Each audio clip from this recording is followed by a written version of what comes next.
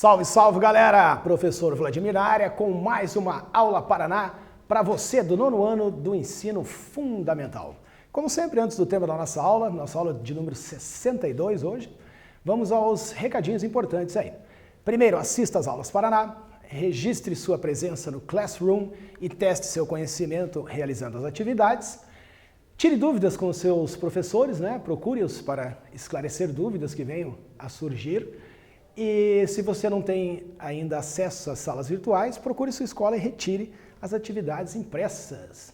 E hoje o tema da nossa aula é industrialização na Europa. A Europa é o continente mais industrializado do planeta e também é o berço da industrialização mundial. Vamos falar um pouquinho disso. Objetivos da aula de hoje: analisar os impactos do processo de industrialização e urbanização nos espaços rural e urbano na Europa.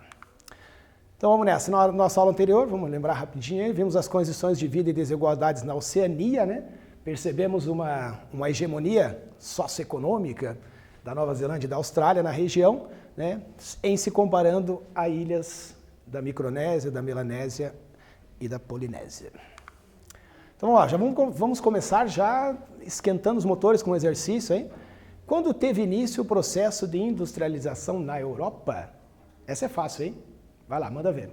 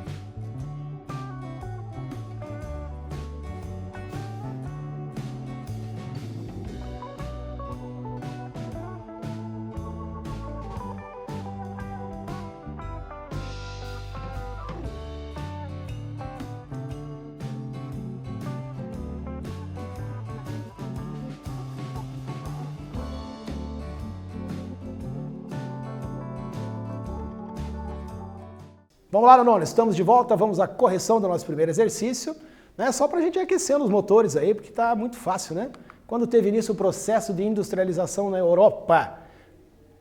Oficialmente com a primeira Revolução Industrial, teve início lá em 1760, foi até meados de 1850, uma transição dos sistemas feudais para o sistema capitalista, ok? Então vamos em frente. Opa, falhou aqui. Vamos iniciar nossa aula, vou colocar para vocês aqui alguns tipos de industrialização para nós nos situarmos aí na aula de hoje, tá? A Europa teve uma industrialização clássica, aquela que acontece nos países desenvolvidos, né? E que perdura até hoje. Investimento em tecnologia, importação de matérias-primas, né? Aquela industrialização de geração de renda mesmo, grandes negócios, né? Aí tem uma cidade aqui, uma nostálgica cidade de Coalbrookdale, né? Essa cidade existe ainda hoje, ela foi uma das primeiras cidades a desenvolver as atividades industriais. Aqui nessa cidade foi descoberto que poderia se usar outro tipo de material para gerar o fogo aqui, que não era o carvão mineral, estavam usando já betume e mudando já essa fonte de energia, né? Hoje a cidade tem museus com vários equipamentos da época da primeira revolução. É interessantíssimo, gostaria de poder visitar essa cidade aí. Então a industrialização clássica, essa que a gente vê nos países europeus, tá? Temos a industrialização tardia, né? Essa ocorre daí a partir já do início do século XX, mas o Brasil já, na contramão disso, nós já tínhamos uma fábrica de ferro em Sorocaba, né? A fábrica de São João do Ipanema, em Sorocaba, né? Uma fábrica de uma siderúrgica. A gente já fazia aqui o derretimento do ferro, mas a nossa industrialização é tardia. América Latina, Ásia e África tiveram industrializações a partir do início do século XX. Na Europa, isso, século XVII e XVIII. E a industrialização planificada, que essa já quase não existe mais, ocorreu nas nações que adotaram o sistema socialista, lá no século XX, na Guerra Fria, né? Onde tudo era o Estado que determinava, né? A produção, salários, jornada de trabalho e tudo mais. Então vamos agora tratar do caso específico da Europa, aqui da industrialização, né? A gente já conhece bem essa história, vocês no nono ano, a gente já tratou em aulas anteriores, é um assunto que ainda é polêmico, né? Mas vocês já conhecem bem. Começou lá no século XVIII e XIX na Europa e se espalhou para o resto do mundo. Porém, hoje consideram-se 2 países que conseguiram hoje atingir esse nível industrial e tecnológico parecido com os países europeus, que são os Estados Unidos e o Japão, que alcançaram esse patamar, né, de desenvolvimento tecnológico e principalmente de crescimento econômico. Lembre-se, crescimento econômico às vezes não está aliado a desenvolvimento humano, né? A gente não pode garantir isso com o dinheiro. A primeira revolução industrial, falando rapidinho lá, atividade fabril, né, fabricação têxtil. O primeiro país foi a Inglaterra, depois foi a Alemanha, França, Itália, os países europeus foram se industrializando, a maioria deles. Características do trabalho na Revolução Industrial, na primeira era o trabalho infantil, toda a família trabalhava nas indústrias, eram áreas extremamente insalubres, né? E essa relação entre o patrão e o operário nesse período já começou a apresentar algumas dificuldades, né? Esse é um cartaz publicitário da Casa do Povo, na Bélgica, onde as pessoas se reuniam, os operários se reuniam para falar sobre as condições de trabalho, pensar em alternativas para melhorar as condições de trabalho, né? E iam discutir os seus direitos, eles não tinham nenhum tipo de direito, era usado o trabalho infantil, repito, as cidades eram extremamente poluídas, a indústria, o lugar onde se trabalhava era extremamente insalubre, a expectativa de vida era baixíssima.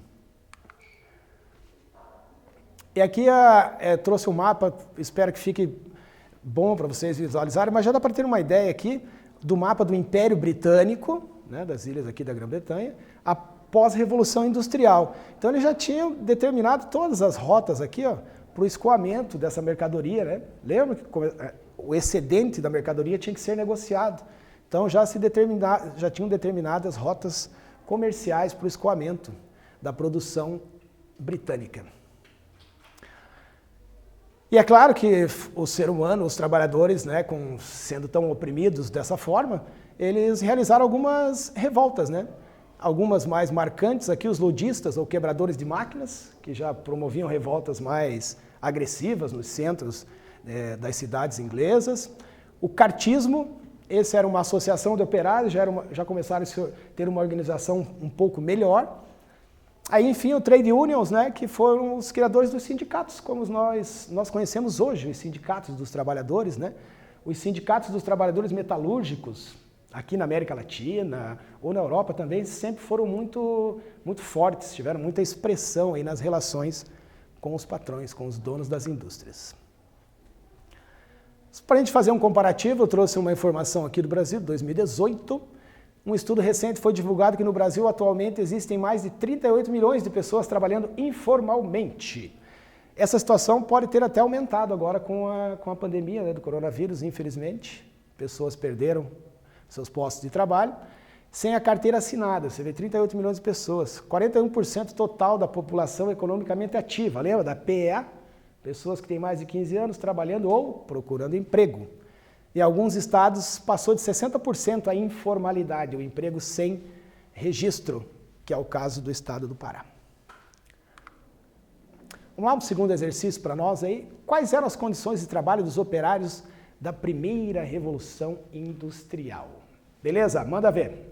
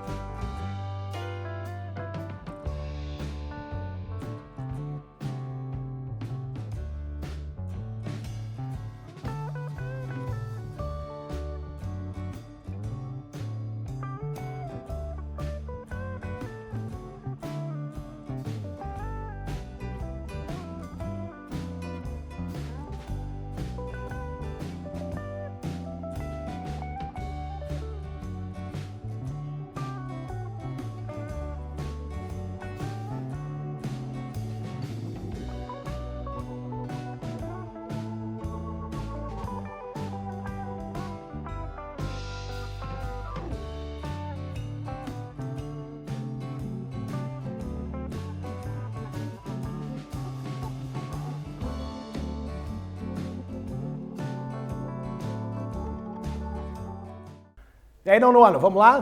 Essa também é fácil, né? Quais eram as condições de trabalho dos operários da primeira Revolução Industrial? Uma coisa nós sabemos, não eram boas, né? Os ambientes de trabalho eram insalubres, grandes jornadas de trabalho, trabalhavam mais de 12 horas por dia. A família toda trabalhava, por vezes morava até na indústria, no local de trabalho. Eram expostos a gases poluentes, né? Não só no trabalho, mas na cidade, que era toda poluída pelas indústrias. E as condições urbanas eram precárias, né? Falta de saneamento básico e outros serviços essenciais para a vida humana. Que trouxe um exemplo também para vocês terem uma ideia de como hoje a Europa tem um olhar diferente, né, para a indústria. Lógico, ao longo desses anos foi mudando a visão, os avanços que nós tivemos nos cuidados com o meio ambiente e tudo mais contribuiu para isso. Eu trouxe um fato interessante para vocês. Em 1874, houve um naufrágio no rio Tâmisa, que fica em Londres. É um rio, os rios lá são todos navegáveis, né? Lembra, eles têm um território reduzido e usam as hidrovias, né, muito efetivamente. Chocou a população de Londres, não tanto por causa do número de vítimas em si. 63 pessoas, né, naufragaram. 3 delas se afogaram e faleceram. O restante morreu em decorrência de infecções causadas pelas águas poluídas do Tâmisa. Isso em 1874, o auge já da Revolução Industrial. E a partir desse momento, os ingleses e os europeus passam a ter uma preocupação maior com a qualidade das águas, das emissões das indústrias. E o rio Tâmisa tem início um processo de despoluição do Tâmisa, que levou séculos para acontecer. Hoje, ele é um rio bem diferente do que era lá no final do século XIX. Ficou por um bom tempo, você poderia pescar, nadar, estava limpíssimo, foi quase 100% despoluído. Hoje, estão voltando os problemas, infelizmente. Mas, só para vocês terem uma ideia do quanto vai ser difícil reverter toda essa história industrial, né, que nós temos, não só na Europa, mas no mundo todo. Com a segunda Revolução Industrial, né, nós temos a indústria se espalha, daí Estados Unidos, Japão, outros países passam a se industrializar e aumentam a capacidade produtiva, são inventadas dezenas de novos produtos, né? Locomotiva a vapor, 1814, o barco a vapor, estetoscópio, fotografia, o gerador e o motor elétrico, o telégrafo, né? Que é o princípio do telefone, e aqui o principal, em 1886, descobre-se a utilização do petróleo, com o primeiro motor a combustão. Aí começa, parece que essa história da industrialização ela começa a ficar mais negativa ainda, né? Ela teve início na Inglaterra, lá a primeira, aí Estados Unidos e Japão, também já industrializados, e na segunda eu tenho já um destaque maior para a Alemanha e a França. Outros países participaram em menor escala, Holanda, Bélgica e a Itália. Mas na Alemanha o processo foi acelerado. Esse processo ocorreu após a unificação do Império Alemão, já em 1871. Um forte sistema bancário, né, uma economia bem desenvolvida, os alemães também, todas aquelas invenções que nós vimos aqui, que a gente viu nesse slide, que todos foram europeus que fizeram essas descobertas, né, criaram esses produtos, e os alemães também, grandes criadores de tecnologia, né, grandes inventores. Devido ao seu forte sistema bancário e avançada tecnologia, eles se industrializaram rapidamente e começaram a disputar mercado com a Inglaterra. Porém, com um detalhe que a gente vai ver adiante depois do nosso quiz aí. Quais países europeus tiveram maior destaque na segunda Revolução Industrial? Pô, que difícil, hein? Vamos lá, letra A, Itália e França. B, Bélgica e Alemanha. Ou C, Alemanha e França. Vai lá, com vocês.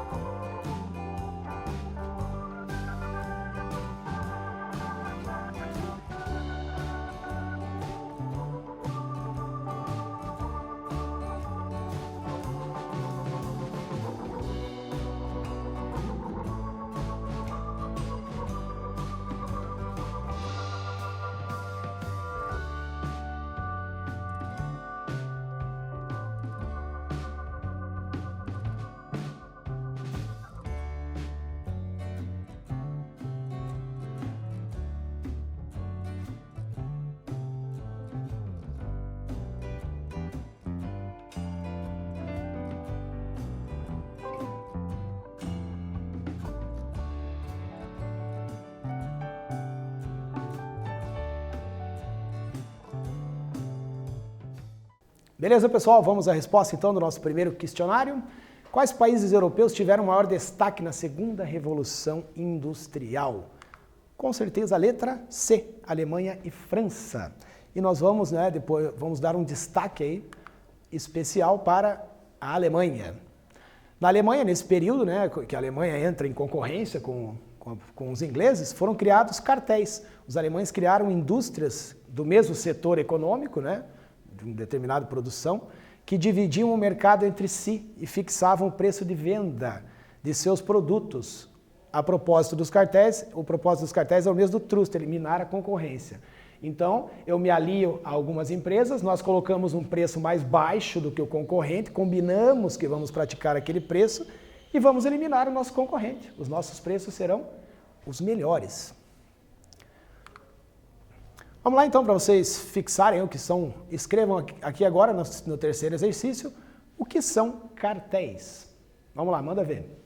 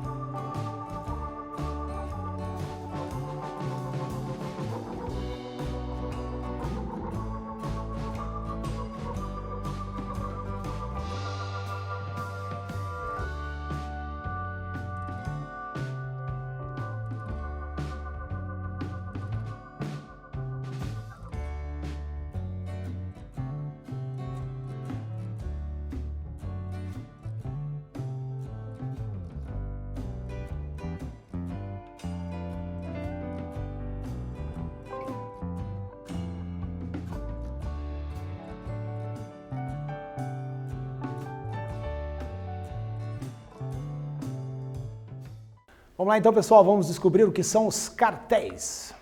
São associações de indústria do mesmo tipo, né? Fabricam os mesmos produtos, que dividiam o mercado entre si e fixavam o preço de venda dos seus produtos. Foi a tática alemã usada para eliminar a concorrência inglesa, né?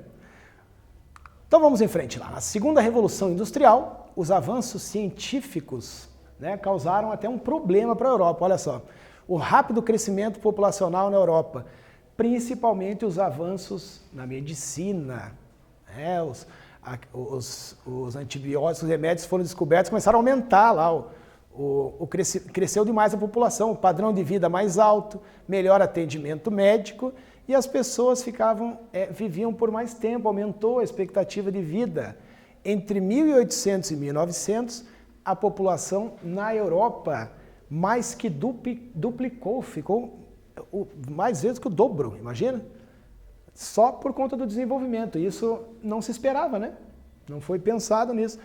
Se desenvolve a medicina, a expectativa de vida aumenta e não foi pensado nisso, no crescimento populacional acelerado, e as cidades não estavam preparadas para isso, né? Quais foram as consequências aí da segunda revolução? Os produtos passaram a ser feitos em menos tempo, foi envolvido mais maquinário, tecnologia mais desenvolvida. As pessoas deixaram as áreas rurais, finalmente o êxodo rural começa muito forte lá na Europa e foram morar nas cidades.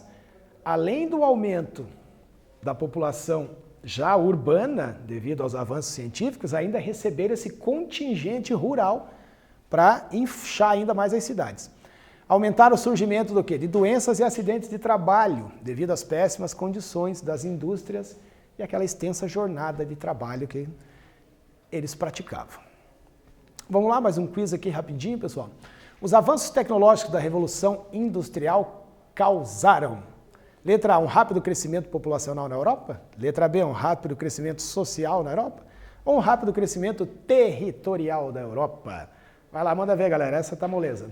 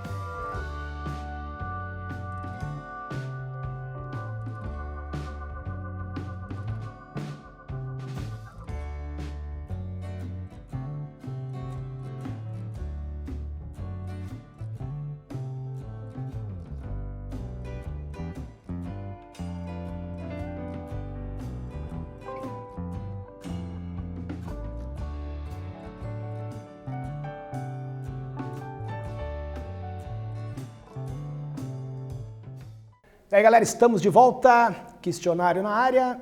Avanços tecnológicos da Revolução Industrial, principalmente da segunda, né, causaram o rápido crescimento populacional na Europa. E lembra, a gente acabou de falar também, e ainda recebendo todo um contingente populacional vindo do êxodo rural, né, vindo das áreas rurais para trabalhar nas cidades. Pois as áreas rurais, né, os trabalhadores foram substituídos já por máquinas. E aqui a terceira revolução industrial é a revolução que nós estamos vivendo, né? Varia de autor para autor, aí considera-se a partir da década de 70, né? Vem com mais força essa revolução industrial. Ela também tem, em paralelo acontece a Convenção de Estocolmo, também em 72, já no momento que a industrialização já estava causando danos sérios para o meio ambiente, né? A primeira reunião lá em Estocolmo, para falar sobre o meio ambiente. E tivemos esses avanços aí, a robótica, a internet, né, que é decisiva para a terceira revolução, tornou o mundo globalizado, né, a globalização. Os avanços biotecnológicos, nanotecnologia e todos esses avanços que por vezes parecem inacreditáveis, que o ser humano chegou a esse patamar de criação, de desenvolvimento tecnológico, né? É impressionante realmente. A partir disso, todo esse histórico que a gente acabou de vivenciar aqui, de uma industrialização europeia poluente, danosa, sofrida para os operários, tudo isso que a gente viu a partir desse momento, né, da década de 70, que o mundo todo começa a pensar mais sobre o que está ao nosso redor, a exploração dos recursos, a poluição, principalmente através da queima do petróleo. As políticas da União Europeia, né, elas têm mudado significativamente. Essa aqui está saindo do forno aí do ano passado. A indústria é um componente fundamental da economia europeia, mas também uma fonte de poluição. Para vocês terem uma ideia, isso foi admitido publicamente por líderes mundiais só em 92, na ECO 92, que a indústria é uma fonte de poluição. Durante muitos anos, os regulamentos ambientais, as leis ambientais, diminuir os impactos adversos desse tipo de poluição na saúde humana e no ambiente. Então a tecnologia também, os produtos tecnológicos têm que contribuir para a conservação, né? Para um desenvolvimento sustentável. Entre os instrumentos de política da União Europeia, utilizados para limitar a poluição industrial, incluem-se os seguintes. Então é o que eles estão tomando, as seguintes atitudes. São uma centena de diretivas, eu trouxe algumas só para a gente ter uma ideia de como funciona. Uma diretiva relativa a emissões industriais, que as instalações diminuam os resíduos que produzem. Lixo industrial, tem que diminuir a quantidade, né? Não é só acomodar num espaço correto, mas que isso seja diminuído. Como que vai diminuir a emissão de poluente industrial? Tem que começar, a nossa parte também tem que ser feita. Nós também precisamos diminuir um pouco o consumo, né, das coisas materiais que temos na vida e dar uma diminuída. Relativa às médias instalações de combustão. As queimas têm que regular a emissão de dióxido de enxofre, que, lógico, é um elemento que é presente na atmosfera, ele pode vir do vulcanismo, né, só que está sendo produzido pela indústria. E o que o dióxido de enxofre vai virar na atmosfera? Vai virar chuva ácida, né? E pode causar problemas para o ser humano, com certeza. Problemas respiratórios, problemas de pele, pode atacar lavouras, áreas agrícolas. E o óxido de azoto também, que pode causar o mesmo efeito. Ele pode vir com a chuva ácida, causar problemas respiratórios graves e até problemas cardiovasculares. Diretiva relativa à concepção ecológica, eficiência energética dos produtos. A gente tem aqui eles vão ter que evitar a obsolescência programada, aquele produto que você compra e você já sabe quando ele vai estragar, né? Não porque ele se desgastou, mas porque isso já é feito pela indústria, né? Você compra um produto tecnológico, se ele tiver uma vida longa, como que o mercado daquela indústria vai girar? Eles têm que ter venda, eles têm que vender aquele produto, né?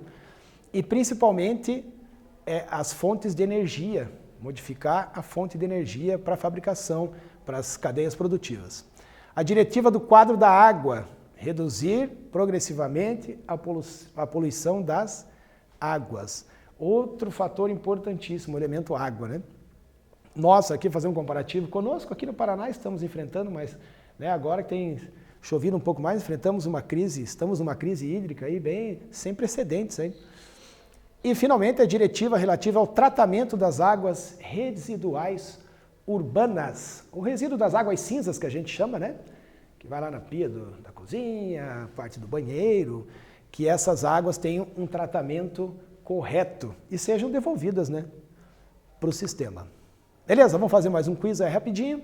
Qual é a principal preocupação da indústria moderna na Europa? Letra A, crescimento econômico. Letra B, crescimento sustentável. Ou C, crescimento populacional. Vai lá, manda ver, Nono.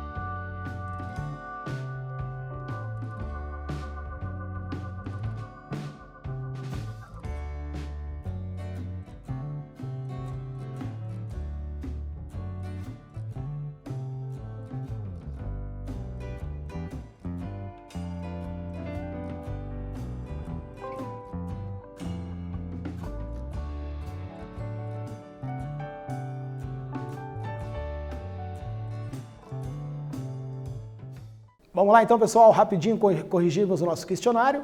Principal preocupação da indústria moderna na Europa, né? A indústria moderna é Lógico, o crescimento ou o desenvolvimento sustentável.